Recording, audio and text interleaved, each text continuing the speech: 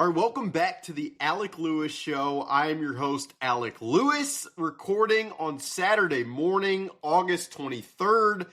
The final preseason game is over. The Vikings lost to the Tennessee Titans in what was an absolutely electric spectacle. Maybe not. It was interesting to watch Max Brosmer, and we will get to him shortly. Gonna do a little bit of a rundown of each position group. Over on The Athletic, on Saturday morning, published the final 53-man. You hear some stuff, you talk to some people. So thought I would do a little, update, kind of refresher in podcast form. We'll be back with guests next week. Looking forward to some of those. But it's a busy time, a lot of roster machinations. So feel like this has been the best approach to go a couple times a week on the podcast here lately. If you're new here and watching on YouTube, please hit that subscribe button. It helps us out. If you don't know me, I cover the team for The Athletic, have now since 2022. A lot of stories over there from this past week. Did something on Kwesi Adofo-Mensah, a feature on Max Brosmer, something on Theo Jackson, and then roster bubble, 53-man, a lot going on. So please go check that out. This show is presented by First Resource Bank. If you don't know about it, that is a member FDIC bank in the Minneapolis area. They've got branches everywhere. It's run by some really good people who are Vikings fans. Their online banking platform is really, really good, really easy to use, and you can set an account up very, very easily. Their information is in the description below. All right, we'll get right to it. And just look, it's going to be kind of a position-by-position breakdown, but also just thoughts on the numbers in the room, certain players to think about, to look for. And we'll start with quarterback. We'll go all the way to the specialist and end with the punter kind of conversation. So here we go. All right, quarterback. J.J. McCarthy, not much to say.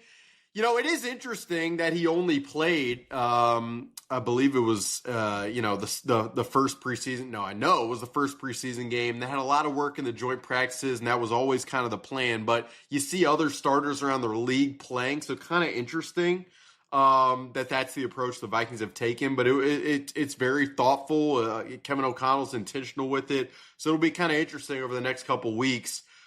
Just to get a feel for J.J. McCarthy in practice and how he's looking. Behind J.J., that's where really the questions begin. Sam Howell did not play in the third preseason game.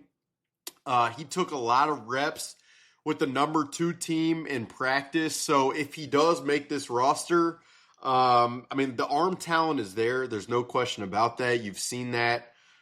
In practice and over the course of training camp. It's really a matter of the decision-making and the ability to process the field and the offense in real time. That stuff remains a work in progress. What I would say, my evaluation, it would be tough to have a ton of confidence in him if you're having to rely on him for any extended period of time. But if he does make the roster, not going to be that surprised. And then Max Brosmer, with the way he's played, there's just absolutely no way you can expose this guy to waivers. I just expect Max Brosmer 100% to be on this 53-man roster. And it's not just like a fun story anymore here. This guy who is from Atlanta, played at Centennial High School, went to New Hampshire, transferred to the Golden Gophers, had kind of, he played really well at the end of his season last year with Minnesota. And you hear from a lot of people, like, if he had another year there, it'd be kind of fascinating to see what they could have accomplished. But,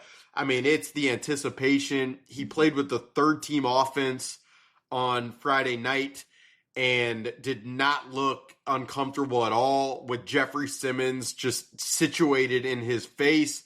There was a third down completion to Lucky Jackson that was just incredible anticipation. There was another third down where he throws an out route to Bryson Nesbitt, and it looked like a pretty good defensive play. Also thought Bryson Nesbitt, the tight end, maybe could have caught that ball. And then over the course of the game, cover 0, he checks into Max Pro, pass protection, a slot fade down the field. Dante Fleming should have come up with the ball as a perfect throw. And then, just progressing in rhythm. He hit Silas Bolden, who couldn't catch it kind of near the ground. Could it have been a little more accurate? Maybe, but that pass could have been caught. And then the throw to Bryson Nesbitt for the touchdown, he just looked in complete control, accurate, the arm talent, while he doesn't have the arm strength of a J.J. McCarthy. Like, the arm talent is not really lacking. So really looking forward to seeing what this guy can do. And if he's your third string quarterback, the looks that he can provide the scout team, I know that's like very in the weeds, and that's not really a sexy talker, and it's probably not something like Max probably has better visions for himself, but I mean, you can't really do much better probably in that regard for this defense. So I just fully expect Max to be on the roster at this point. Running back, it's going to be interesting to see what they do with that like number 3 spot. Xavier Scott had a good run early in the game Friday night, 23-yarder over on the left side. Then he kind of tweaked his ankle. It sounds like it should be okay. But, you also talk to people, and Ty Chandler has had a good training camp. He definitely has. He's in the final year of his rookie contract. He's played a role on special teams over the course of the last few years. So do the Vikings have enough confidence in him in that phase to keep him around, or will the Vikings want to roll with Zay Scott, who hasn't done a ton on special teams? Like, that's a question. Could the Vikings even look for a waiver wire pickup to be the number 3? Like, I wouldn't totally rule it out of the question, but I'd say it's still a little bit murky there in terms of what might happen. Zay Scott as a pass catcher stands out of the backfield with the screen game. His body type, he's bigger than Ty Chandler, and he's been a guy that the Viking staff has sought his development and just had an eye and monitored his development over time now. So, again, we'll see what happens there. I have other people around the league have asked about Ty Chandler, so it's not like Ty Chandler just lost total value in every capacity, just something to watch. The receiver position is probably the most interesting offensively right now, and this is not going to come to any surprise to anybody who's paid attention. I mean, I hosted Paul Allen's show on KFAN Friday. I led with the receiver. We talked about it with John Krasinski. We talked about it with Mike Mustman. We talked about it with PA early in the program. Look, with Jordan Addison suspended, the 3 guys who are shoo-ins are Justin Jefferson, Jalen Naylor, and Ty Felton. And everything behind that it's just, it's a question mark. The Adam Thielen situation, it's been well reported. It's been documented. I've talked about it a little bit. I've written about it. Look, I think Adam Thielen makes a lot of sense for what the Vikings kind of want in the number 3 option to start this season. Especially if Jalen Naylor's hand injury kind of bleeds into week 1. But he knows the offense, Adam Thielen does. He's reliable as a run blocker. He has a rapport with J.J. McCarthy. Kevin O'Connell trusts him. His base salary for 2025 right now is just a notch above $6 million. So, there's a lot of reasons that it does make sense. The question is, does Carolina want to give him up? I mean, they have a pretty young receiving core with Tet McMillan, with Xavier Legette, Jalen Coker. How much has Hunter Renfrow, who they signed, how much has he really blown that Panther staff away down there? It's a valid question. And then if Carolina ultimately decides, okay, we will part with Adam Thielen, like, for what? I mean, like, what is their ask going to be? And are the Vikings going to want you guys know, monitoring, I mean, if you're listening to this show, you know how much the Vikings have valued picks within these trades. It's why they have operated with so many pick swaps. It's why, you just don't often see, other than like the Dallas Turner trade and the TJ Hockenson trade, like trading picks that drift into the second round, third round, even fourth round. Like, you just don't see it happen. And I'd be hard pressed to find the Vikings, come anywhere close to that draft capital while also paying any portion of Adam Thielen's salary. So, like, the summary with Adam Thielen, I'd say if Carolina is willing and they can come to, the two sides can find common ground on the cost, the package, or whatever, definitely wouldn't surprise me at all. If it's not Adam Thielen, I mean, it raises questions, and I've gotten a lot of questions from readers and listeners. Okay, so if it's not Thielen, who's it going to be? Like, for me, it's players of similar ilk. Who has some experience with this system or anything close to this system, and who might be available that's not going to cost a ton. So, like, I mean, the one obvious name would be KJ Osborne, who was kind of at the back end of the Commanders depth chart. I mean, KJ has he hasn't played a ton since the Vikings let him go with the Patriots and with the Commanders. He's kind of bounced around. He isn't obviously the crazy separator. He has had drop issues. He did in that 2023 season, his final season with the Vikings. But again, just like Adam Thielen, there is just a respect factor, a trust factor, a confidence factor in knowing that KJ Osborne was able to know all of the positions in this offense. And that's why, I mean, I've said it many times. I've had a lot of questions from you guys listening over the course of the last couple of years of like, why is there so much faith in Jalen Nailor? And beyond like his speed and his separation ability, it is the understanding that he does have of all the positions that all the receivers' positions on this offense. And so like that's where a guy like KJ Osborne could step in and probably, it would work.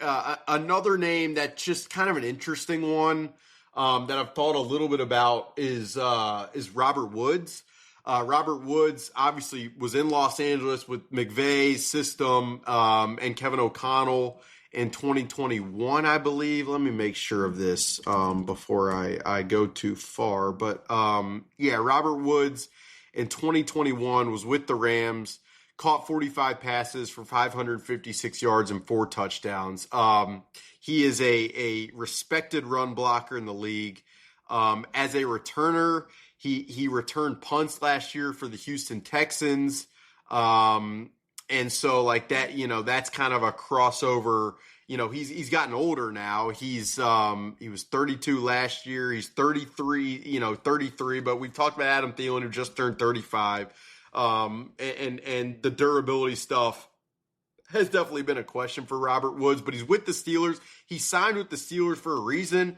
Their receiver depth isn't it's not unbelievable right now. So would the Steelers be willing to move Robert Woods? It's a question that I would have. And would Robert Woods want to move from Pittsburgh is a question I'd have. But he's just kind of a name that to me would be a sensible one and kind of the ilk that we're talking about here.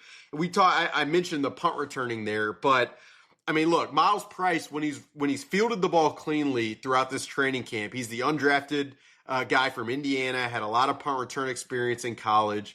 When he's fielded the ball cleanly, he's been dynamic. The question really becomes, if you're the Viking staff and you know that you're going to need a win on the margins in a week 1 game in Chicago, in prime time, under the lights, with all of the pressure, with that raucous environment, can you have faith that Miles Price, who has never done it before at this level, is going to field the ball cleanly back there? Like, and he had a near drop on Friday night. He dropped one this past week in practice. He dropped one the week before in joint practices. So, like, if the Vikings end up rolling the dice with Miles Price and he's the one trotting back there in Chicago and he drops the ball, like, as a coaching staff, you can't sit back there and say, like, that was out of nowhere. Like, you could see that coming. And so, I don't know.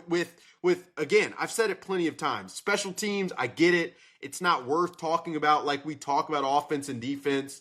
But it does affect these games drastically. And the Vikings have not had the personnel to be an elite special teams unit in recent years. And so to not have the personnel again this year and to struggle in that phase, like that's just kind of that would be kind of an oversight in my opinion. I know that's probably critical, but that's just how I feel. And so with that's the punt returner spot and even the kick returner spot, like I just have questions there. And I'm just not sure how much faith I personally would have in Miles Price. And it's nothing against the guy. I do think he's dynamic with the ball in his hands.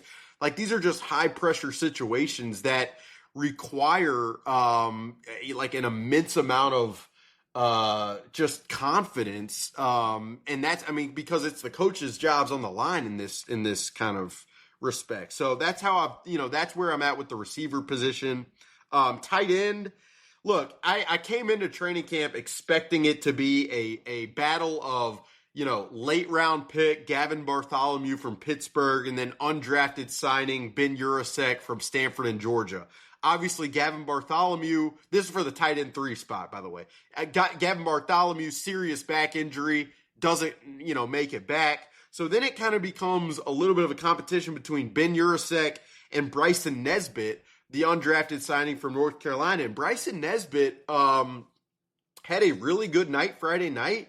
He's been kind of impressive throughout camp. I will say, Eric Nordquist, the producer of 9 to New on KFAN, after the night practice, he's like, this Bryson Nesbitt guy is pretty interesting. And I kind of laughed, and you talked to some people, and he has impressed behind the scenes. In my 53, my final one on The Athletic, I had Ben Urasek. But I mean, look, if the Vikings end up siding with Bryson Nesbitt, wouldn't be the craziest thing in the world. And then if they would, if they're also in, scavenging the market for tight end depth, that wouldn't, I think that's a possibility as well. I will say I've heard that there are other teams in the NFC kind of looking around in that market. So if, whoever the Vikings cut there, if they cut, Bryson Nesbitt or Ben Urasek, there probably are going to be teams that are curious about either one of those guys. So will be interesting to see what they do in that room. And then I will just say, with how the Vikings are going to want to play early in the season with 12 personnel, which is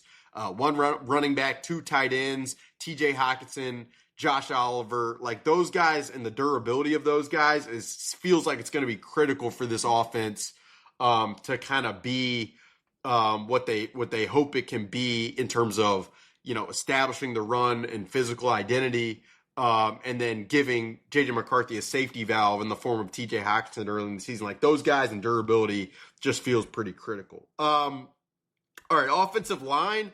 I had 9 making it in my 53-man. I mean, look, it really depends the numbers that they have at receiver, at quarterback, at safety, at cornerback.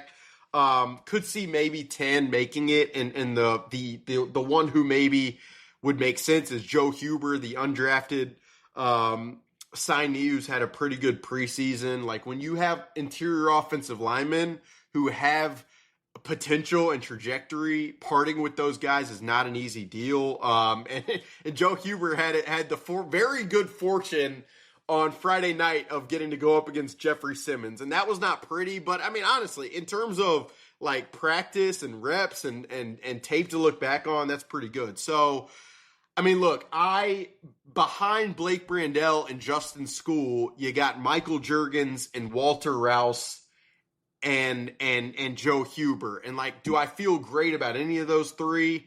In the short term, probably not. Could any of those 3 develop into intriguing talents? Possibly. Rouse and Juergens were draft picks, so to part with them this early, probably hard pressed to see that happen given the lack of major draft hits, specifically going back to 2022. So we'll see how that room shakes out. But I mean, a lot of these, this is where you kind of get to this point in the calendar, and I felt like, I'll just be frank, I felt like I'd get to Saturday, August 23rd and be pretty refined in my projection. And I just got to tell you, putting the thing together for Friday night into Saturday morning over in The Athletic, it was not easy because there's just a lot of moving parts here. And whether that is a reflection of a lack of depth or whether that just reflects on the overall depth of the roster, I don't really know, but I do know it was not easy to just come up with 53 that make a ton of sense. The defensive line group, I mean, this is probably the deepest room, position group on the roster right now. I don't think that's why you trade Harrison Phillips in the way that they did. Levi Drake Rodriguez didn't play in that second preseason game. Thought he came back Friday night against the Titans and had a very good night. I mean, he was active. The hands were violent. His twitch and horizontal side to side movement is really there. I came away from and I watched some of the tape because I'm an absolute lunatic and psychopath. And I thought Levi Drake Rodriguez had a very, very good night. To me, he's one of the 6 guys that'll probably make the roster. The other, behind Jonathan Allen, Javon Hargrave, Jalen Redmond, who's had a hell of a camp, Tyrion Ingram-Dawkins, and Levi Drake Rodriguez. Like the other one who I'd keep an eye on, Elijah Williams, the undrafted signing from Morgan State, has had a good camp.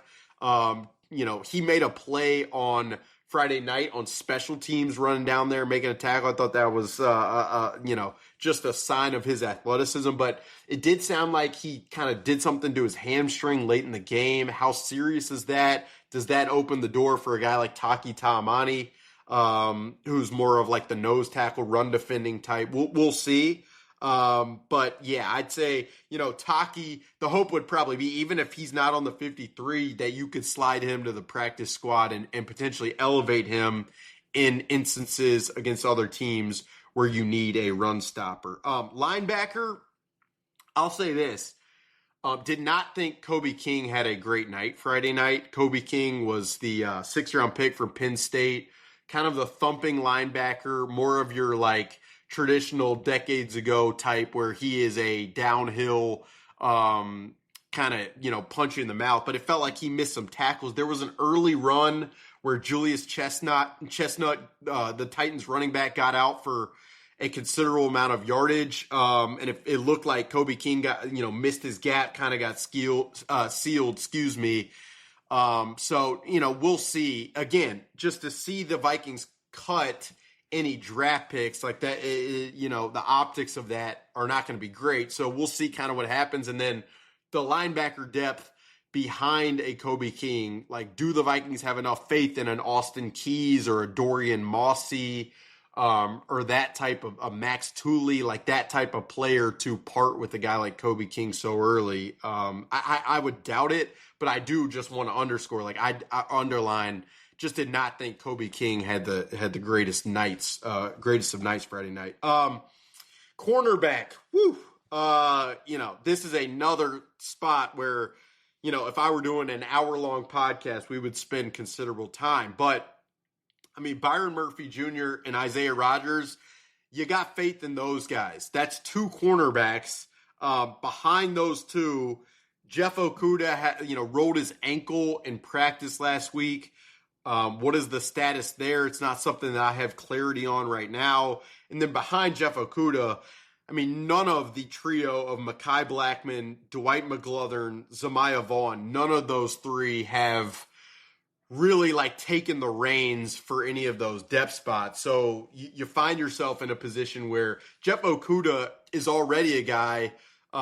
You guys are probably like, Alec, can you have any confidence in Jeff Okudah? And while there have been instances in camp where he has looked pretty solid and he's gotten hands on guys and he is physical, down the field, if the pass rush is not getting home, can you have any faith in Jeff Okudah? I think it's a fair question. And then if you don't have faith in Jeff Okudah, then who's playing? And while the Vikings utilize big nickel a lot, meaning 3 safeties and 2 cornerbacks, where you have Josh Metellus and Harrison Smith and Theo Jackson, there are times where you need 3 cornerbacks out there. And so, this is where the free agent market, the trade market, the waiver market, it comes back into play. Like Stephon Gilmore is still out there.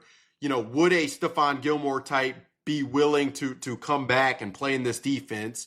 I would assume he probably would. He loved being here last year. He has great relationships with the staff still and teammates. Would the Vikings want a guy like Stephon, who is more these days, he doesn't, he's not a run with the receiver type of guy down the field. He's, he can play with zone eyes. He can do a lot of the mixing and matching of zone coverages that they want to, utilize. But is there another option out there, I'd say, who is more of the athletic, take a shot kind of guy who could learn the defensive system on a whim? That's another aspect of Stephon Gilmore. He can step in, he knows the thing. You don't have to, ramp him up in a 2-week span with very minimal reps. So, that is a spot I'm watching. And then as far as Mekhi Blackman, Dwight McGlothern, Zamiah Vaughn, Mekhi was the draft pick, believe in the 3rd round in 2023. So he'd probably get the nod, but it just hasn't felt like he's had the most consistent camp. And then safety, we'll see. Behind Harrison Smith, Theo Jackson, Josh Metellus, could Tavier Thomas make the team as a special teams guy? Absolutely. Jay Ward, I thought he's had a pretty good camp. He's also a special teams contributor who has gotten flagged, I know, over the years, but Jay Ward feels like he's kind of come into his own, developed a little bit. So if there are 5 safeties, maybe those 5.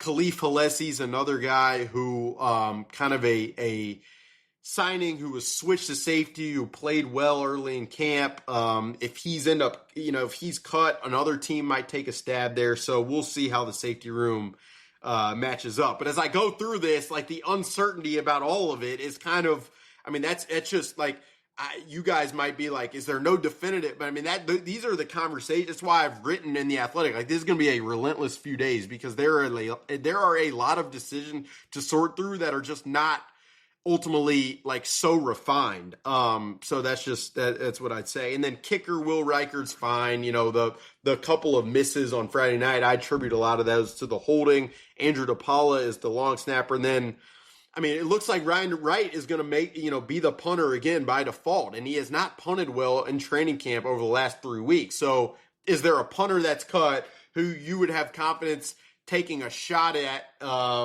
who you don't know if they have a holding report with Will Riker? Like that's pretty bold, but it's also bold to keep with a guy who ranks 40th out of 40, Ryan Wright does, since the beginning of 2023 in terms of the percentage of punts where teams are then starting inside the 10. So, just not another special team situation that just doesn't have an exceptional answer. And again, like if we get to week 9 of this season and you guys are like, why is it like the special team? It's going to be tough on this, on the coaching staff, and Matt Daniels, a special teams coordinator, because this is another year where if special teams struggles, like the eyes are going to be on you because of the expectations kind of everywhere else. So I hope that gives you a pretty good rundown and how I'm thinking about things as of Saturday morning. This is very fluid. I have my phone with me and plan to all Saturday and Sunday and Monday and Tuesday. So little sleep, a lot of calls, a lot of text, a lot of scouring the marketplace to see who's available and whatnot. And that's kind of what's going on internally, I expect, over the next few days. We'll be back with some thoughts after cut day. I did that last year, kind of right around cuts happening. And then we'll have some guests going into Monday Night Football in Chicago at Soldier Field against Ben Johnson's crew. Cannot wait. We're almost 2 weeks away. This thing has flown by. It's been a blast. Hope you guys enjoyed this show. Again, if you're new here, hit the subscribe button, rate and review us on Spotify, Apple. We appreciate iHeart, wherever you're listening. We appreciate that.